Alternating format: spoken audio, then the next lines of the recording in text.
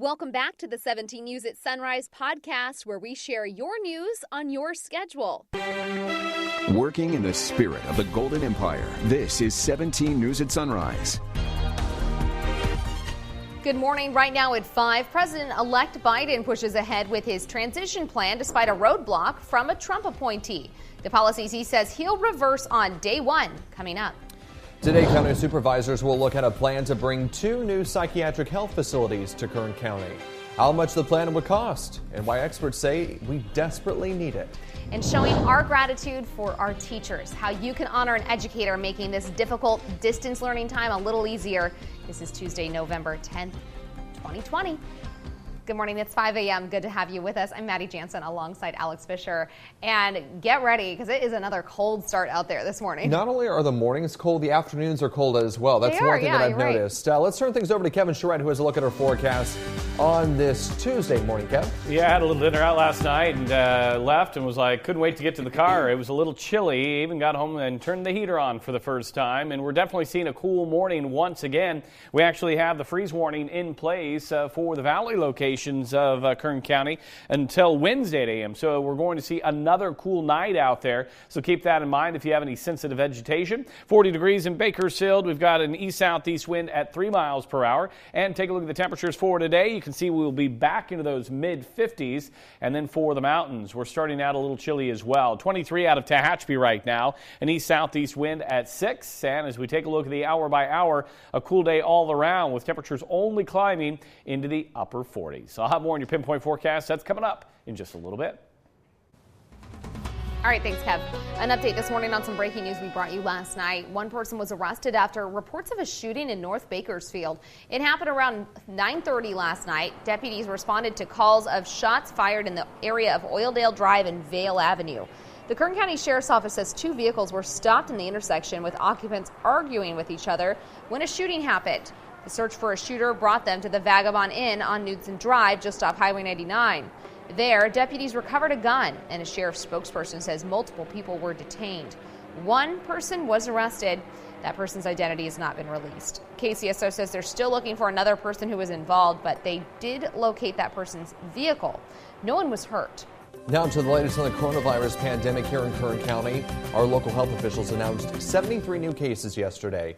More than 35,000 people have tested positive since the beginning of this pandemic.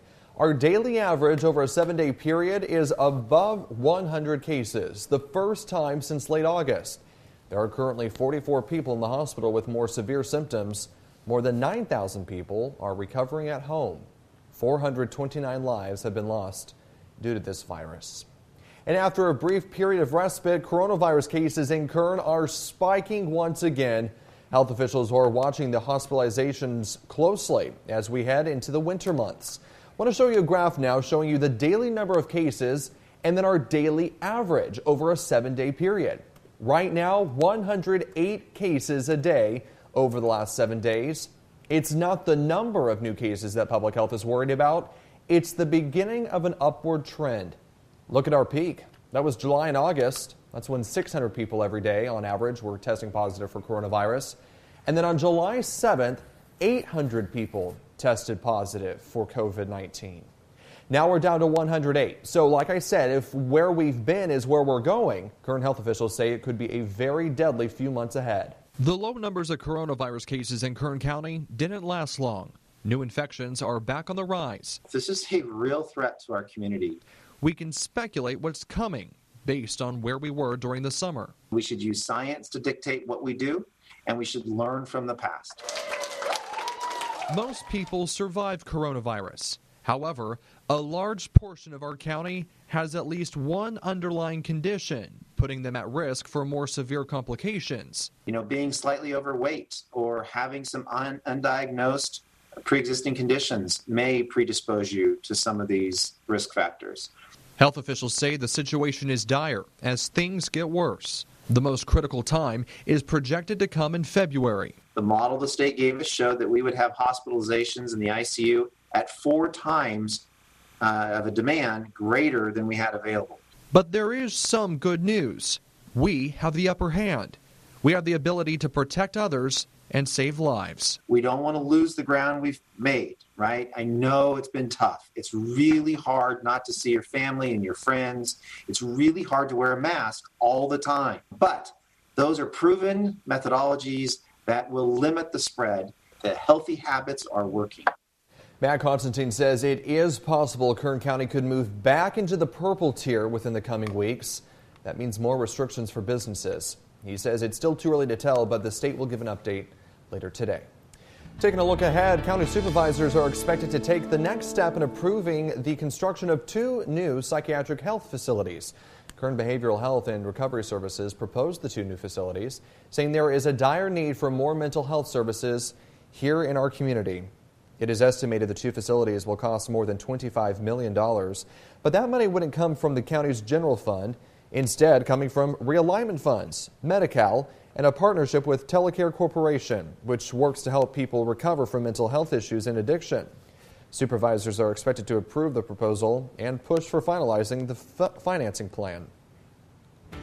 Education news this morning. The Vineland School District has received a grant of $100,000 for the No Kid Hungry nonprofit to continue providing meals to families in need. The group says the grant is one of 19 given to organizations and schools across the state that are feeding students who rely on school meals and families recovering from recent wildfires. To date this year, No Kid Hungry has given more than $2.25 million in back-to-school and wildfire grants. And with the holidays around the corner, a group of local businesses are banding together, asking families to recognize teachers who've gone above and beyond to make a positive impact on the lives of the children. 17's Taylor Schaub is joining us live this morning with how you can get involved and help give these educators a November to remember. Taylor? Well, good morning, Maddie. Even as the education system continues to be upended by the coronavirus pandemic, one thing has never changed: the tireless effort our teachers have put forward to make sure every Kern child receives a quality education. Now, a local group hopes that you join them in honoring these public servants with a day of celebration. From the classroom to the Zoom room, the early morning meetings to the late night gradings, the spotlight has never been brighter on Kern County teachers. I think when our kids are looking at us during these unprecedented times, they're looking for leaders, and I think it's important to really acknowledge those who are leading. Natalie Green is the organizer of the Thankful for Our Teachers giveaway. I don't know that there's ever been a better time to really understand what a teacher does and how important their role is, and to take that time to celebrate them. She and Terry Akalili have spent the past month organizing an all-encompassing day of pampering to spoil 3 winners. It's really going to show them a day of celebration and pampering where they can come in, get their hair done, their makeup done professionally, they can get their nails done, they can have a professional photo shoot. Along with those perks, the trio will receive a free teeth whitening from Superior Smiles Dentistry and a barrage of gifts from other local businesses. And it's just going to really celebrate them and give them a day of pampering to let them know how special they are, how much we think and appreciate them. The contest is open to teachers of all grade levels. Just go to Cornerstone Mortgage's Facebook page to submit your nomination. It's time that we take the opportunity to celebrate them and show our kids what it's like to celebrate those around us who are really working hard and not giving up. All 3 winners must be available on Wednesday, November 25th to claim their prizes. For more information, go to kget.com and click on our hot link icon. In studio, Taylor Schaub, 17 News. Welcome back. Your time now is 5:12. Parts of South Florida underwater after Tropical Storm Eta brought heavy rainfall to the region. Streets are flooded and the rain was so intense at least one roof gave way. Entire neighborhoods are underwater up to 18 inches in some areas. Water was high into the yards, high covering the streets and covering the grass. So there wasn't really much that anywhere you could really walk. You just had to, like I said, stay inside. Some drivers tried to navigate the flooded streets, prompting Miami Mayor Francis Suarez to ask everyone to stay inside and wait for the waters to recede. The storm made landfall in the Florida Keys late Sunday after it lashed Cuba, where riverbanks burst. Reports say tens of thousands of Cubans left their homes before the storm made landfall. In Central America, Eta is blamed for a landslide in Guatemala, where 100 people are missing. In Honduras, more than 1 million people were displaced due to landslides and floods blamed on the storm. In sports news, the Bakersfield Marathon is going virtual this year. It is sponsored by Dignity Health with the Active Bakersfield Alliance. The Alliance says instead of the traditional one-day run, anyone can compete between December 4th and December 6th. You can go for the straight 26.2 miles or break it up into smaller runs, adding up to that distance. Or if you're really feeling it, complete 26 one-mile segments in 26 hours. You'll be able to track your progress from your smartphone. Go to virtualbakersfield.run if you'd like to sign up. 9 members of the Los Angeles Dodgers organization have now tested positive for coronavirus. Late last week, the Dodgers announced 5 positive cases. Then over the weekend, the Dodgers added 4 more members of the team and a family member to the COVID-19 caseload. The identity of those who have tested positive have not been released. Team representatives did not specify if the 9 people diagnosed include third baseman Justin Turner, who you may remember was removed during the team's World Series game, clinching on October 27th after he tested positive for coronavirus. KGET Business Watch is brought to you by Grapevine MSP Technology Services, the Valley's leading IT service provider. Back here at 522, and the Federal Trade Commission has reached a settlement with Zoom. The FTC says the agreement requires the video communication service, which saw exponential growth during coronavirus lockdowns, to implement a robust information security program. The FTC says Zoom misled users by touting a level of security it did not actually offer. Under the agreement, Zoom must take specific measures aimed at addressing the problems, including undergoing independent security risk assessments every 2 years. United Airlines is boosting its schedule the week of Thanksgiving in anticipation of a lot more travelers. The airline is adding 1,400 flights to its schedule the week of November 23rd. It's also planning to swap out larger aircraft to accommodate last-minute demand. The increase in flights represents a 9% boost for the week. Still, airline schedules and travel are down sharply compared with last year's coronavirus cases surge to record highs. And if you do plan on hopping on a flight for Thanksgiving, the Transportation Safety Administration wants you to be prepared. Because of the COVID-19 pandemic, air travel has been down, and many people have not flown in months. The TSA says there are several steps you can take to make sure the process goes smoothly. You're being asked to bring and wear a mask. You should also learn what foods and items can be brought on board and which items need to be in your checked luggage. You're also encouraged to sign up for TSA PreCheck, which will have some of the hassle when going through screening. For more information, go to tsa.gov. Welcome back in entertainment news this morning. Monday night episode of Jeopardy opened with a special message to viewers about Alex Trebek. Take a look. This is an enormous loss for our staff and crew, for his family, and for his millions of fans. He loved this show and everything it stood for. In fact, he taped his final episodes less than 2 weeks ago. He will forever be an inspiration for his constant desire to learn, his kindness, and for his love of his family. The longtime host died on Sunday after a battle with pancreatic cancer. In his brief remarks, Jeopardy executive producer Mike Richards remembered Trebek for inspiring others and showing kindness.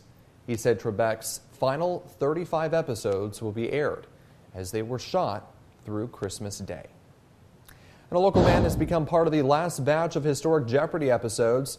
Devin Rossiter went to Culver City in August to compete, and he won more than $54,000. Rossiter, an academic coach at Stern Middle School, says he was moved to learn his run as Jeopardy champion aired the week leading up to Trebek's death. You know, he was always in good spirits when interacting with the players. He loved the flow of the game. He really enjoyed close contests. He appreciated when those moments of joy and triumph came out of contestants. I know that that's something that, you know, he mentioned that he appreciated out of me. Rossiter also works as a TV tutor on the county school superintendent's homework help show, Do the Math.